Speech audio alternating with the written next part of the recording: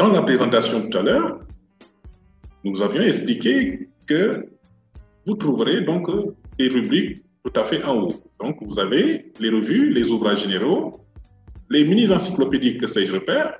Vous avez également une dizaine de magazines de presse. Maintenant, si nous venons au niveau des revues, quelques 135 revues, nous avons la possibilité de cliquer sur la liste afin de consulter l'ensemble des revues qui sont présentes sur la plateforme.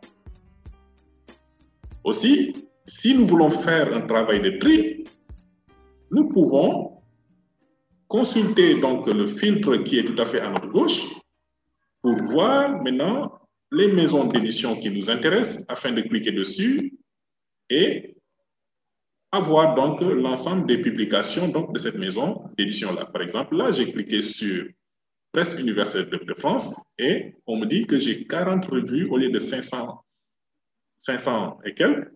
Donc, j'ai 40 revues donc, publiées par les maisons d'édition Presse Universitaire de France. Aussi, parmi les filtres, j'ai la possibilité de lancer une recherche par discipline. Donc, si ici, ce sont l'économie-gestion qui m'intéresse, j'ai la possibilité de cliquer sur économie-gestion et me limiter à l'ensemble des revues qui ont pour discipline maintenant l'économie et la gestion. Donc, voilà, et je pourrais donc les consulter. Là, nous avons un nombre de 99 revues qui sont dans le domaine donc, de l'économie et la gestion, tout simplement. Alors, donc, je vais essayer de me connecter pour vous montrer un peu de quoi il s'agit exactement.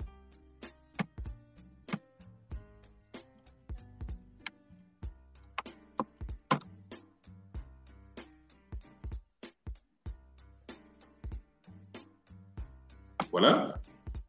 Là, je me suis connecté et je vais essayer maintenant de prendre une revue au hasard. Par exemple, là, cette revue qui traite maintenant de la finance et du bien commun.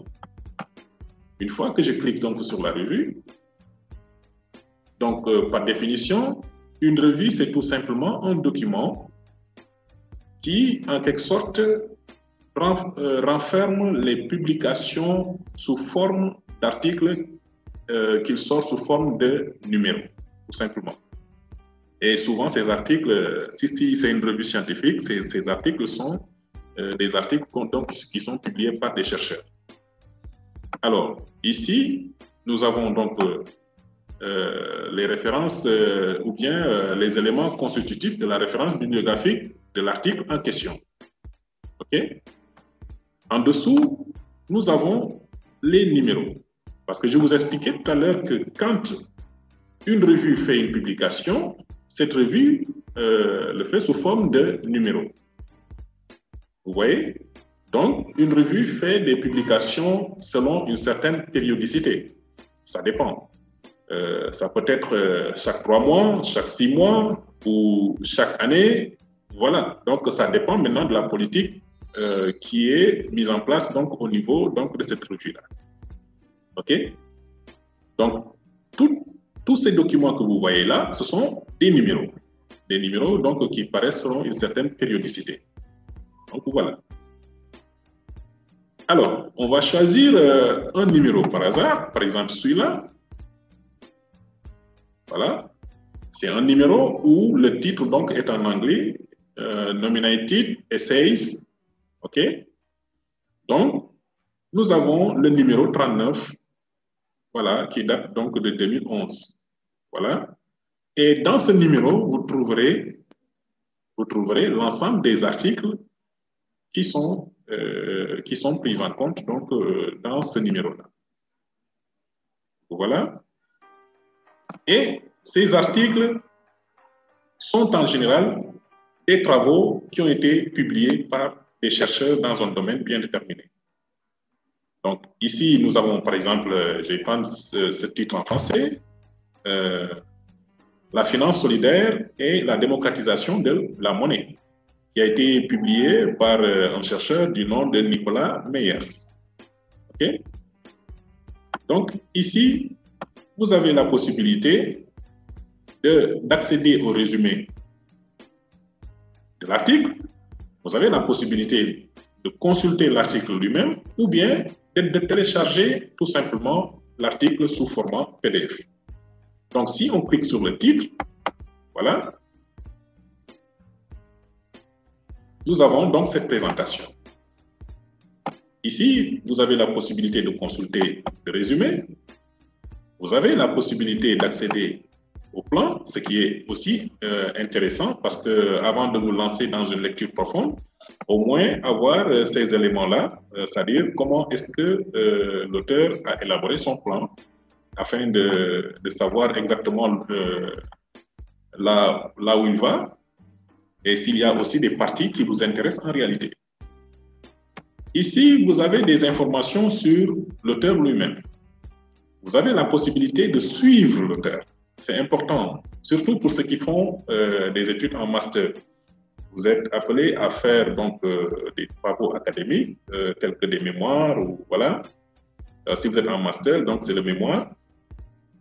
Un auteur qui rentre dans votre centre d'intérêt, qui fait des publications qui vous intéressent, qui fait des publications qui souvent rentrent dans vos centres d'intérêt, vous avez la possibilité de suivre donc cet auteur. Dès que vous cliquez sur suivre cet auteur, à chaque fois que cet auteur fait une publication, automatiquement vous recevez une notification ou une alerte donc dans votre espace personnel.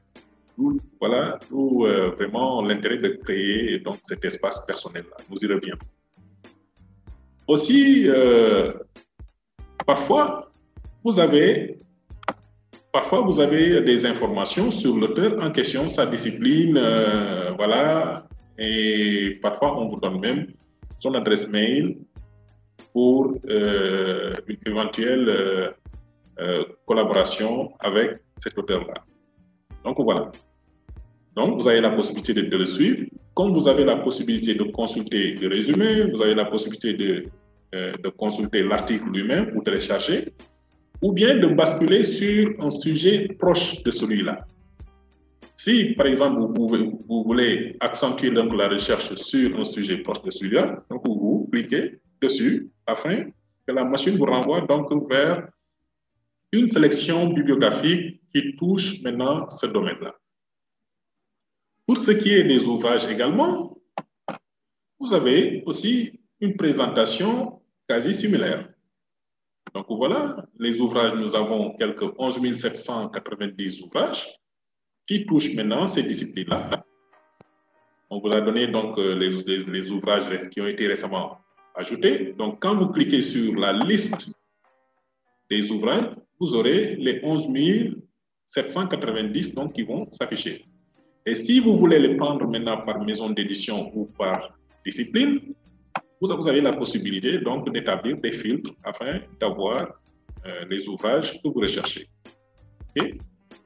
Si vous voulez également vous limiter, faire la recherche, disons, par discipline, bien qu'étant vaste également, vous avez la possibilité de cliquer, voilà, ou bien de choisir les filtres donc, pour pouvoir disposer maintenant des résultats que vous recherchez. Alors, nous allons essayer aussi, dans la même occasion également, de faire, disons, de prendre un document au hasard, par exemple ce document de marketing. Si ce document de marketing nous intéresse, nous pouvons cliquer dessus. Dès que nous cliquons donc sur le document lui-même, là, on nous dit que nous avons la possibilité donc de consulter le document selon son plan. Donc, vous voyez donc le sommaire donc, du document, et cela nous fait gagner du temps. Parce que je vous disais qu'il est souvent difficile de consulter un document de la première à la dernière page. Peut-être que dans tout ce document, il n'y a que cette partie qui nous intéresse, et dès qu'on clique dessus, la machine nous renvoie directement à cette partie-là. Voilà. Et aussi, dans cette partie, vous verrez une présentation, donc sous forme, vous verrez donc la présentation ou bien le plan maintenant de cette partie. Comment est-ce que, disons, la partie outil 5, le marketing technologique ou MarTech, à l'intérieur maintenant de ce titre-là, il y a donc un plan qui est proposé. Donc voilà que voici. Et ça nous fait gagner du temps. Dès qu'on clique sur une partie, ça nous renvoie directement à cette partie-là. Nous avons aussi la possibilité d'avoir des informations sur l'auteur. Voilà, ça dépendra. Hein? Ça dépendra parce que parfois aussi, on a des absences d'informations. Mais ce qui est intéressant, nous avons aussi la possibilité de suivre l'auteur en cliquant ici. Comme aussi, nous avons la possibilité de consulter, de feuilleter. Donc, voilà. Et ça aussi, c'est valable donc, pour tous les autres types de documents, que ce soit les mini-encyclopédiques, que sais-je, ou bien les magazines de presse maintenant qui nous sont proposés. Mais aussi, sachez que également, comme sur la plateforme ScholarVox, les techniques de recherche également s'appliquent sur cette plateforme-là, parce que vous avez la possibilité de lancer une recherche simple en utilisant donc des expressions, par exemple, disons, finance d'entreprise.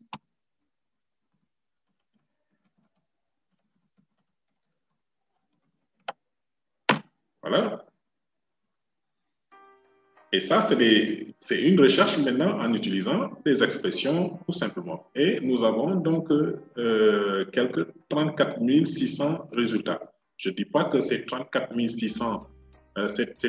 606 résultats sont tous pertinents. Mais par contre, c'est à nous maintenant de faire ce travail de tri-là. Et nous avons donc ces documents. Et il faut comprendre aussi que parmi ces résultats, donc, tout est mélangé. Il y a des revues, il y a des ouvrages généraux, il y a des mini-encyclopédiques, que sais-je, ou des magazines de presse, ou des articles de magazines, tout simplement. Alors, maintenant, c'est à moi maintenant de faire ce travail de tri-là. Si je voudrais tout simplement considérer les mini-encyclopédies, que sais-je, repère, il me suffit de cliquer sur ce filtre-là et puis disposer maintenant de l'ensemble des, disons, des mini-encyclopédies, que sais-je, repère, qui parlent maintenant de la finance d'entreprise. Maintenant, il ne faut pas perdre de vue que parfois, ce sont des thèmes qui sont abordés à l'intérieur maintenant de ces documents-là. Ici, vous avez 100 mots de l'économie, mais peut-être que la question de la finance d'entreprise maintenant est abordée à l'intérieur de ce document-là. Donc, du coup, il faudra approfondir la recherche en regardant le sommaire ou en regardant maintenant le résumé qui vous est proposé. Voilà. Aussi, en dehors donc, de la recherche simple, nous avions dit également que nous avions également la recherche exacte en utilisant les guillemets au départ et à la fin des expressions de recherche. Cela a pour finalité tout simplement de préciser davantage la recherche en demandant à la machine donc de classer les documents par ordre de pertinence. Par exemple, ici, je mets les guillemets et je vais rechercher tout simplement disons, la gestion, je vais mettre gestion, la gestion d'entreprise.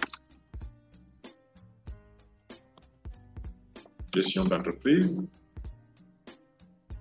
Voilà, c'est des expressions que j'ai prises au hasard.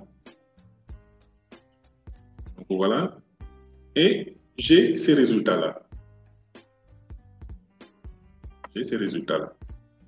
Et du coup, j'ai donc des résultats où également tout est mélangé. J'ai à l'intérieur donc de ces résultats les revues, nous avons les ouvrages généraux, nous avons également les mini-encyclopédiques que je repère, et nous avons également les magazines ou les articles de magazines de presse.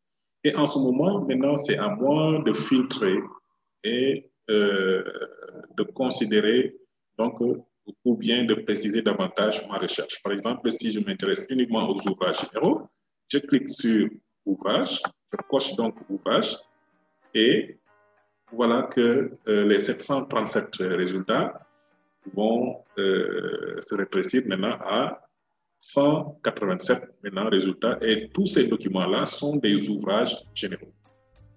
Donc voilà. Aussi, nous avons la recherche par filtre.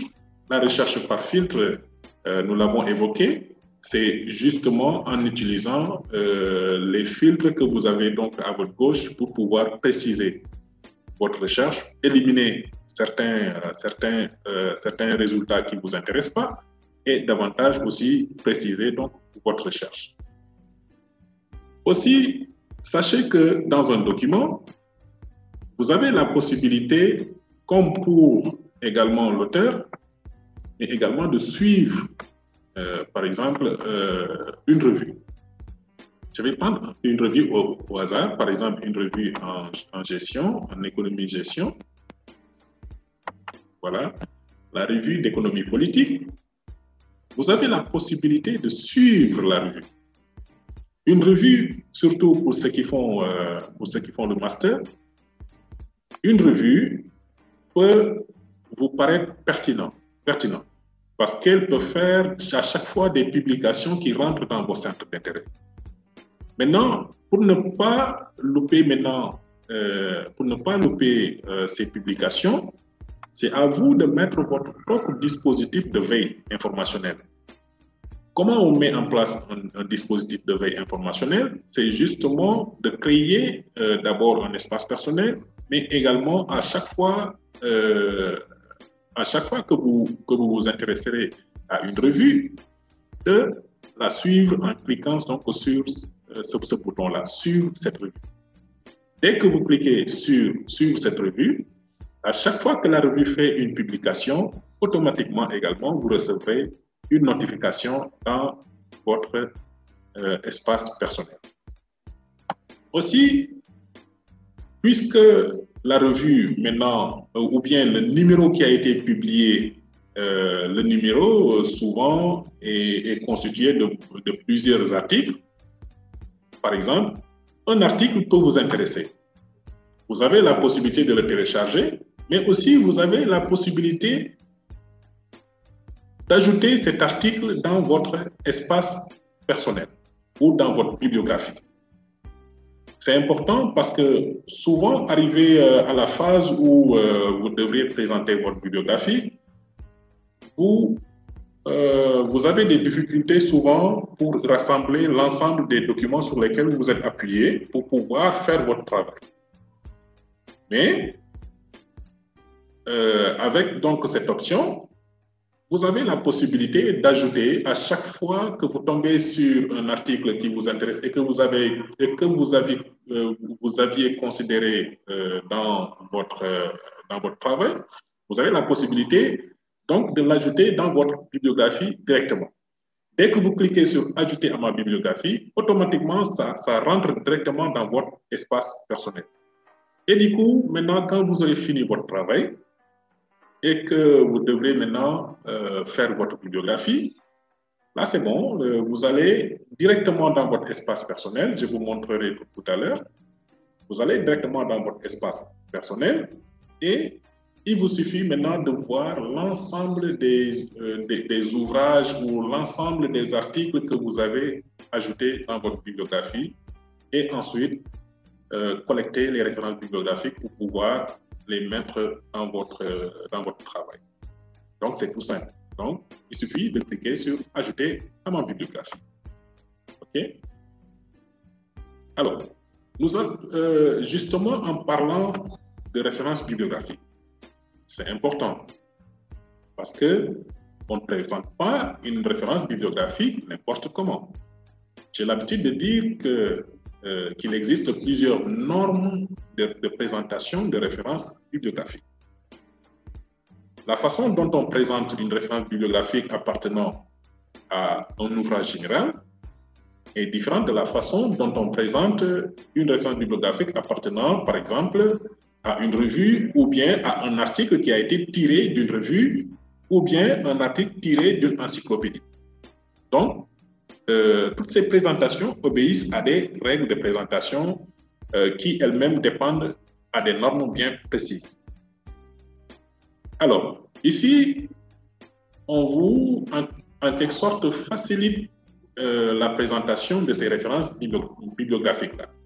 Par exemple, pour ce qui est de cet article, voilà, que j'ai ici, on vous donne la possibilité de citer ou d'exporter la référence bibliographique. Donc, quand vous cliquez dessus, vous avez la référence bibliographique, mais selon donc plusieurs normes. Vous avez la norme ISO 690, vous avez la norme MIA, vous avez la norme APA, la norme MLA, vous avez la norme APA, ainsi de suite. En général, la norme qui est utilisée à UKO Saint-Michel, c'est la norme APA. Et ici, si je dis qu'on vous facilite donc la présentation, c'est que ici, vous avez la possibilité de copier la norme, vous copiez et vous allez directement coller donc cette présentation sur votre document. Donc, vous n'avez pas besoin d'ajouter quoi que ce soit. Maintenant, vous avez aussi la possibilité, donc d'exporter cette référence bibliographique ou bien les éléments constitutifs dans des logiciels qui sont donc spécialisés dans le traitement de références bibliographiques.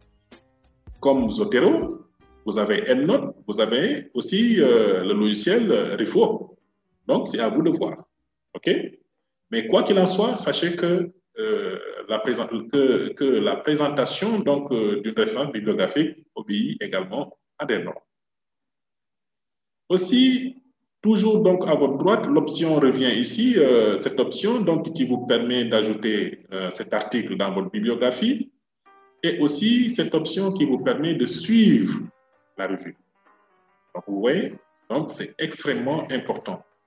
À chaque fois, il ne s'agit pas seulement de Kern Info. Même sur ScholarVox, vous avez la possibilité de mettre votre propre veille informationnelle, comme également sur toutes les autres plateformes ou catalogues de recherche ou moteurs de recherche, ça dépend. Maintenant, si la plateforme maintenant est assez outillée, vous avez la possibilité de peaufiner davantage donc, ce dispositif de veille informationnelle là, en précisant donc les thèmes qui rentrent directement dans vos centres d'intérêt, de telle sorte qu'à chaque fois qu'il y a une publication dans ce domaine-là, vous recevez automatiquement une notification. Donc, ça dépendra également de la plateforme, si elle est assez outillée ou pas. Mais sachez que vous avez toujours donc cette possibilité.